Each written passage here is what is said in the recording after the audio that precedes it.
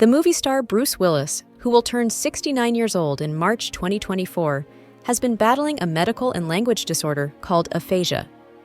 This condition is mainly caused by damage in a specific area of the brain that controls language expression and comprehension, and it may leave a person unable to communicate effectively with others.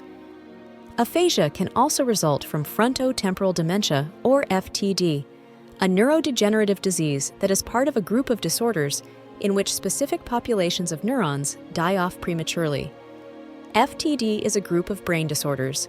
These conditions affect certain parts of the brain called the frontal and temporal lobes. When aphasia is caused by FTD or another disease that gets worse over time, it's usually called primary progressive aphasia.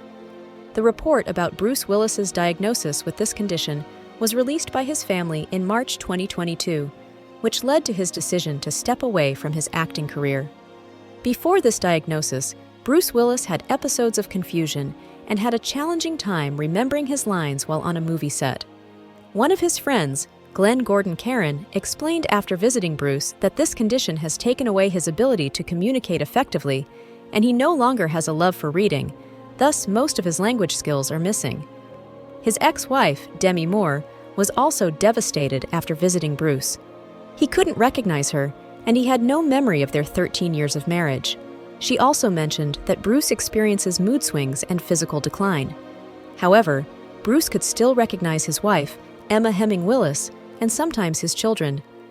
According to Alzheimer's UK research spokesperson, frontotemporal dementia causes alterations within the nerve cells residing in the brain. These nerve cells are responsible for transmitting signals throughout the brain and the entirety of the human body. Their critical role involves the formation of thought processes, physical actions, and the retention of memories. In this condition, nerve cells undergo damage due to the accumulation of specific protein types, including tau, TDP43, FUS, and others resulting from genetic mutations in the C9orf72 gene. The exact factors that initiate the aggregation of these proteins remain not fully understood. However, it is established that specific genetic mutations are associated with the malfunction of certain proteins, making them to aggregate within select clusters of nerve cells. As these proteins accumulate, the affected nerve cells lose their normal functionality and ultimately perish. Regrettably, with the continued loss of nerve cells, the brain's overall function becomes compromised, ultimately leading to the death of those suffering from this condition. Most of the FTD symptoms are associated with the loss of these nerve cells. Sadly, there are presently no recognized therapies that can halt, slow down, or reverse the illnesses that cause FTD. However, there are potential future treatments for FTD that are being studied in humans to discover if they are safe and effective.